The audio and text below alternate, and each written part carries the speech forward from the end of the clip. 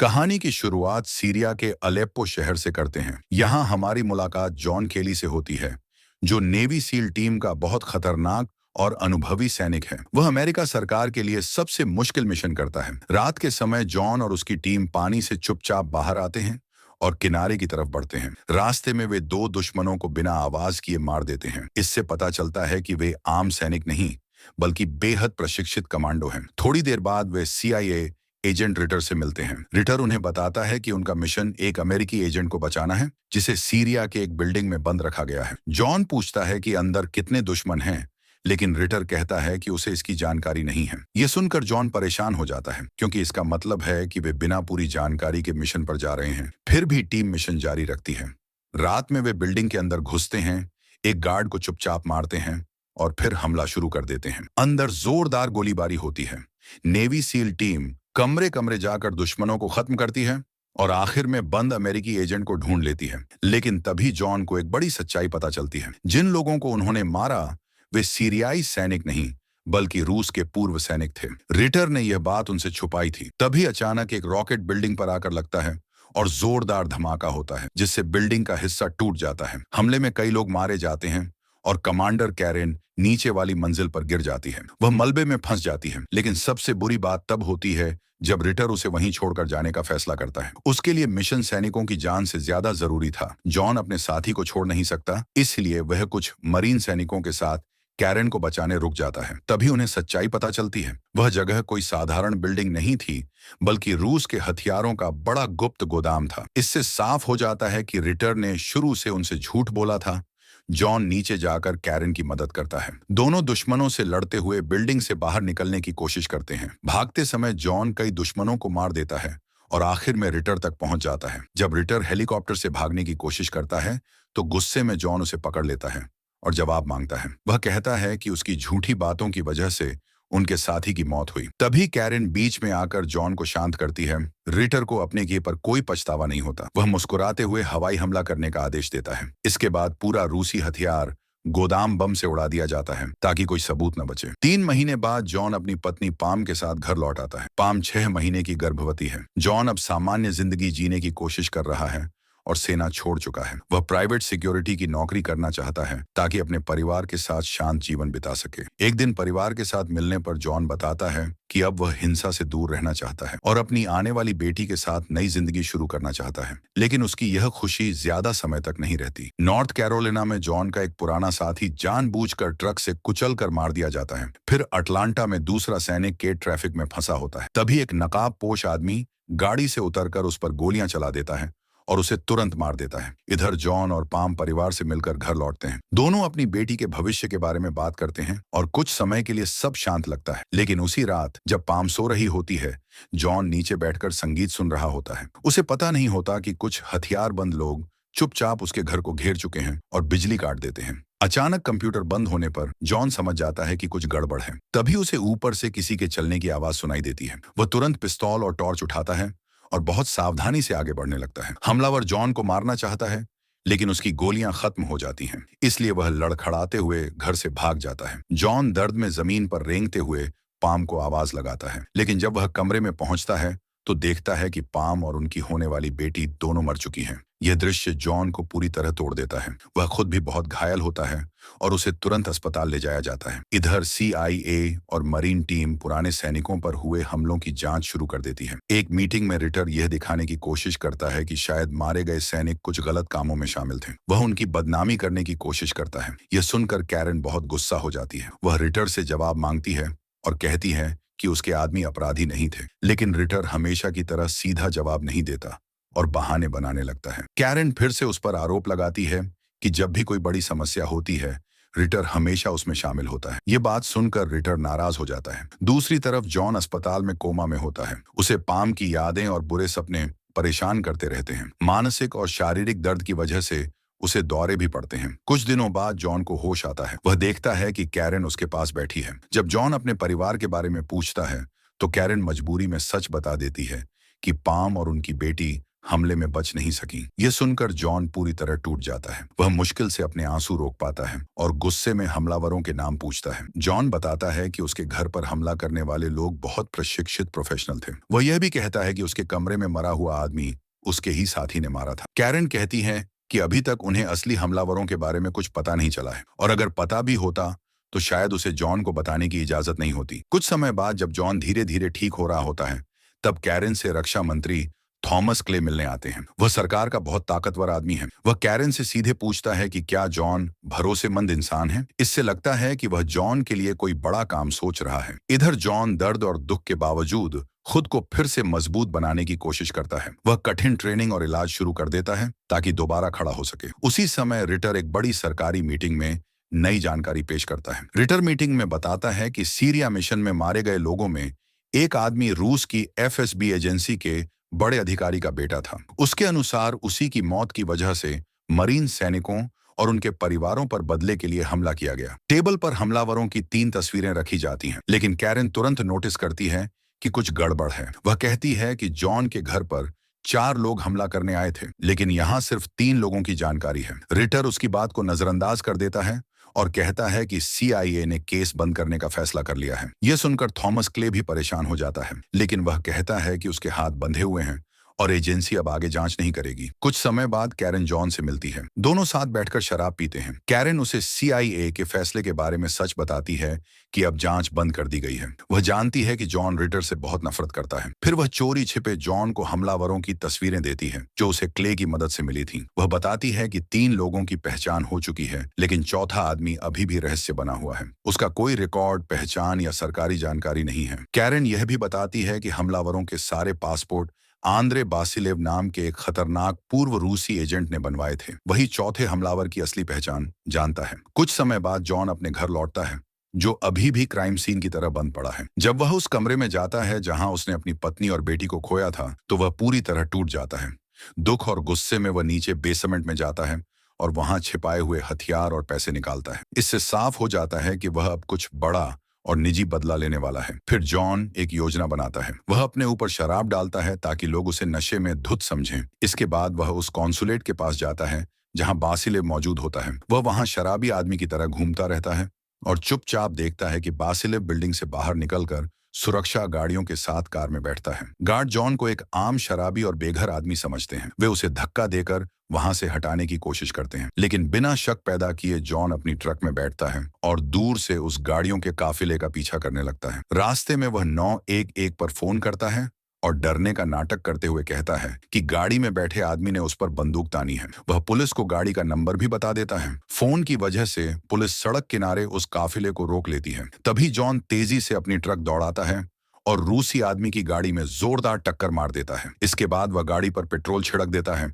जबकि अंदर फंसा बासिलेव बाहर निकलने की कोशिश कर रहा होता है। जॉन के अंदर बिल्कुल भी दया नहीं बची होती। वह गाड़ी में आग लगा देता है और खुद भी आग के बीच अंदर घुस जाता है। गाड़ी के अंदर वह ड्राइवर को मार देता है और अपनी बंदूक सीधे बासिलेव के चेहरे पर तान देता है। वह उससे चौथे हमलावर का नाम पूछता है। जब बासिलेव जवाब देने में हिचकिचाता है तो जॉन उसके पैर में गोली मार देता है। दर्द से चिल्लाते हुए बासिलेव सच बताता है। वह कहता है कि जॉन कोई आम शिकार नहीं था, शुरू से असली निशाना वही था। फिर वह कहता है कि चाहे जॉन कुछ भी कर ले, उसकी मौत तय है। इसके बाद जॉन फिर गोली मारता है जो बासिलेव के फेफड़े में लगती है। आखिरकार बासिलेव उस आदमी का नाम बता देता है जिसे जॉन खोज रहा था, विक्टर रिकोव। नाम मिलते ही जॉन बिना सोचे बासिलेव को मार देता है। फिर वह खुद को पुलिस के हवाले कर देता है, जो पहले से पूरे इलाके को घेर चुकी होती है। इधर खबर फैलने लगती है कि रूसी लोगों ने अमेरिकी मरीन सैनिकों को मारा है। इससे CIA और अमेरिकी सरकार घबरा जाती है। वे डरते हैं कि कहीं इससे अमेरिका और रूस के बीच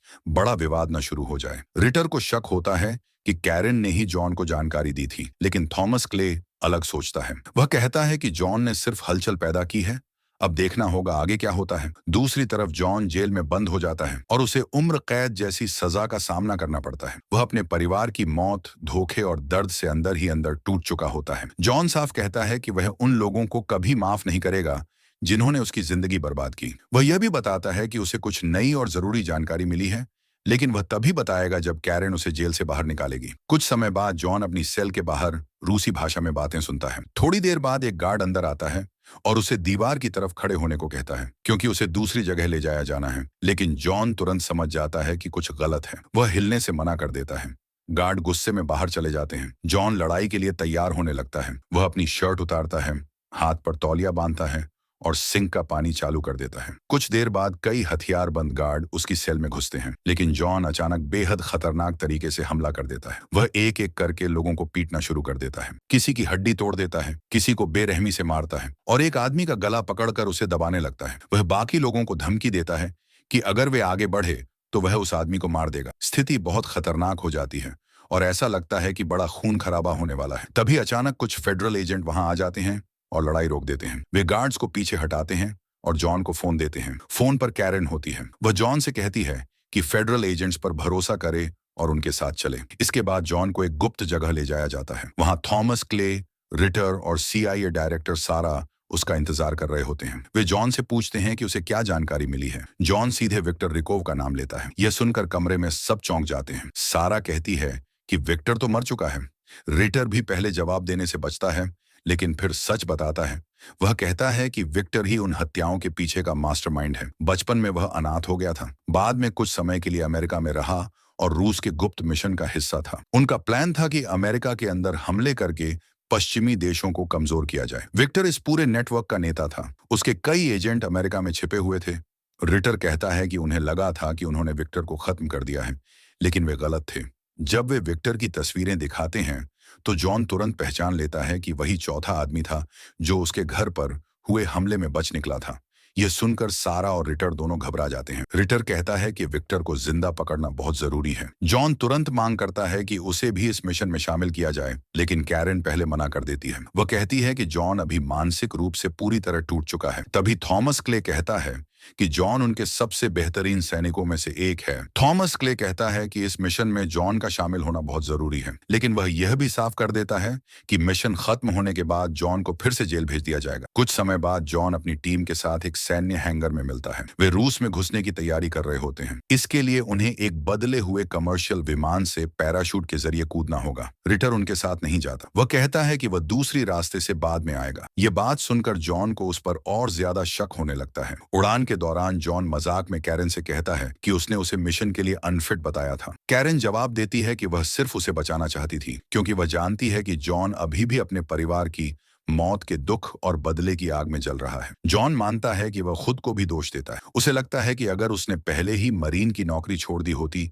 तो शायद पाम और उसकी बेटी आज जिंदा होती। कैरेन बार बार कहती है कि मिशन का मकसद सिर्फ विक्टर को पकड़ना है, लेकिन जॉन साफ कह देता है कि अब यह उसके लिए निजी बदले की लड़ाई बन चुकी है। तभी अचानक एक रूसी लड़ाकू विमान उनके जहाज को रोक लेता है। रूसी पायलट आदेश देता है कि वे तुरंत अपना रास्ता बदलें, वरना इसे रूस के खिलाफ हमला माना जाएगा। अमेरिकी पायलट आदेश मानने से मना कर देता है। कुछ ही सेकंड बाद रूसी विमान मिसाइल दाग देता है। मिसाइल विमान से टकराती है, धमाके से इंजन खराब हो जाते हैं और विमान तेजी से समुद्र की तरफ गिरने लगता है। सभी लोग जान बचाने के लिए बाहर निकलने की कोशिश करते हैं। कैरेन आदेश देती है कि भारी हथियार छोड़कर निकल जाओ, लेकिन जॉन मना कर देता है। उसे पता होता है कि बिना हथियारों के मिशन पूरा नहीं हो पाएगा। जान की परवाह किए बिना वह डूबते हुए विमान के अंदर चला जाता है। पानी तेजी से भर रहा होता है। जॉन पानी के अंदर टूटे हुए विमान में हथियारों के बैग ढूंढता है। वह बीच बीच में थोड़ी हवा लेकर खुद को जिंदा रखता है। बहुत मुश्किल के बाद वह कुछ बैग बचा लेता है और उन्हें तैरने वाले सामान से बांध देता है। जब उसका दम लगभग खत्म होने वाला होता है, तब वह आखिरी ताकत लगाकर पानी की सतह पर पहुंच जाता है। उसके साथ ही समय रहते उसे बचा लेते हैं और नाव में खींच लेते हैं। बचाए गए हथियारों की मदद से टीम मिशन जारी रखती है और आखिरकार एक छोटे गांव के सुरक्षित घर तक पहुंच जाती है। लेकिन अब जॉन को रिटर पर और ज्यादा शक होने लगता है। उसे लगता है कि यह संयोग नहीं हो सकता कि सिर्फ रिटर ही उस विमान में नहीं था। जॉन को यकीन होने लगता है कि किसी ने उन्हें धोखा दिया है। गुस्से में जॉन और कुछ सैनिक बंदूक लेकर उस जगह पहुंचते हैं जहां रिटर मौजूद होता है।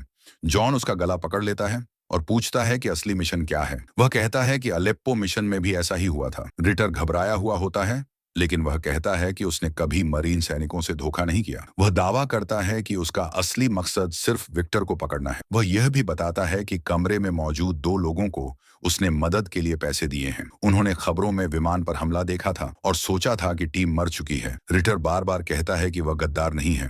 आखिर में जॉन उसे छोड़ देता है, लेकिन टीम के अंदर शक और तनाव बना रहता है। कुछ समय बाद मरीन सैनिक और रिटर एक वैन में बैठकर उस बिल्डिंग के पास पहुंचते हैं जहां विक्टर छिपा हुआ है। दूर से जॉन अपने राइफल की नजर से बिल्डिंग को देखता है। कैरन को उसके व्यवहार में कुछ अजीब लगता है। उसे डर होता है कि जॉन अपना मानसिक संतुलन खो रहा है, लेकिन जॉन कहता है कि वह सिर्फ मिशन पर ध्यान दे रहा है। उस रात टीम चुपचाप बिल्डिंग में घुसती है। वे धीरे धीरे मंजिल दर मंजिल ऊपर बढ़ते हैं और उस फ्लैट के पास पहुंच जाते हैं जहां विक्टर छिपा होने वाला है। लेकिन आगे बढ़ने से ठीक पहले जॉन अचानक एक चौंकाने वाला फैसला लेता है। जॉन अपनी टीम से कहता है कि वे बाहर इंतजार करें, जबकि वह पहले अंदर जाकर जगह की जांच करेगा। लेकिन जैसे ही वह लोहे के गेट के अंदर जाता है, वह गेट बंद कर देता है और पूरी टीम बाहर फंस जाती है। इसके बाद जॉन अकेले ही आगे बढ़ता है। जब वह फ्लैट के अंदर पहुंचता है तो एक डरावना दृश्य देखता है। अंदर मौजूद सभी लोग पहले से मरे हुए होते हैं। तभी अचानक विक्टर उसके सामने आ जाता है। विक्टर भागने की कोशिश नहीं करता। वह शांत होकर जॉन से बात करने लगता है और एक चौंकाने वाली सच्चाई बताता है। वह कहता है कि वह खुद CIA के लिए काम कर रहा है। यह सुनकर जॉन गुस्से से भर जाता है। वह कहता है कि पाम की मौत का बदला जरूर लेगा, लेकिन विक्टर कहता है कि वे दोनों सिर्फ बड़े खेल के मोहरे हैं। फिर विक्टर बताता है कि उसने विस्फोटक जैकेट पहन रखी है और वह जिंदा बाहर नहीं जाने वाला। जॉन उससे और जानकारी निकालने की कोशिश करता है, लेकिन विक्टर सिर्फ इतना कहता है कि वह एक देशभक्त है। इसके तुरंत बाद वह खुद को बम से उड़ा देता है। धमाका पूरे बिल्डिंग को हिला देता है, लेकिन जॉन बच जाता है क्योंकि वह विस्फोट से थोड़ा दूर होता है। कुछ सेकंड बाद बाकी टीम भी वहां पहुंच जाती है। जॉन उन्हें बताता है कि ऐसा लग रहा था जैसे विक्टर पहले से उनका इंतजार कर रहा था, लेकिन तभी सामने वाली बिल्डिंग से एक स्नाइपर गोली चलाता है और एक सैनिक घायल हो जाता है। जॉन टूटे हुए कांच के टुकड़े की मदद से गोली की चमक देखकर स्नाइपर की सही जगह पता कर लेता है। जब बाकी लोग घायल सैनिक को बचाने की कोशिश करते हैं, तब जॉन दुश्मन पर गोली चलाकर उन्हें कवर देता है।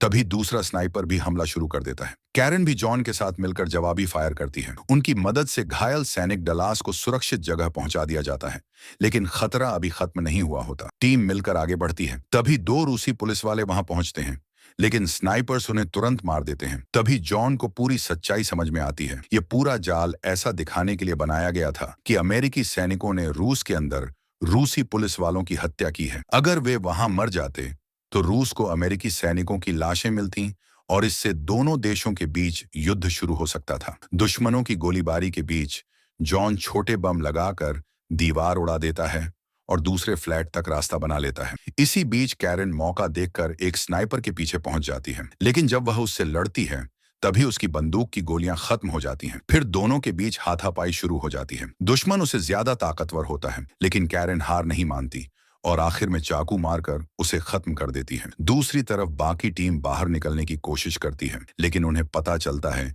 कि पूरी बिल्डिंग रूसी पुलिस से घिर चुकी है। स्थिति देखकर जॉन एक खतरनाक योजना बनाता है। वह फैसला करता है कि वह सबका ध्यान अपनी तरफ खींचेगा ताकि बाकी लोग भाग सकें। पहले कैरन उसे छोड़ने से मना कर देती है, लेकिन जॉन उसे याद दिलाता है कि वह पहले ही एक अपराधी माना जा चुका है। अगर वह मारा गया तो इससे कोई बड़ा राजनीतिक विवाद नहीं होगा।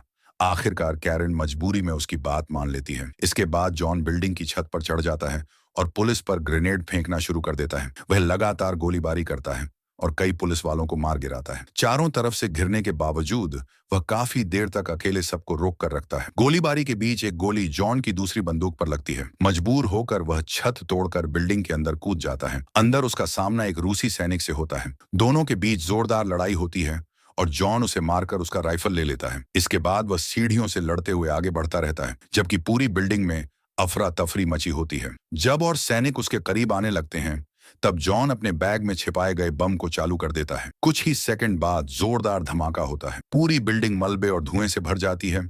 इस अफरा तफरी का फायदा उठाकर जॉन एक मरे हुए रूसी सैनिक की यूनिफॉर्म पहन लेता है। फिर वह एम्बुलेंस चुराकर बिना पहचाने वहां से निकल जाता है। कुछ समय बाद वह सुरक्षित ठिकाने पर वापस पहुंचता है, जहां कैरन उसे जिंदा देखकर राहत महसूस करती है और उसकी मदद करती है।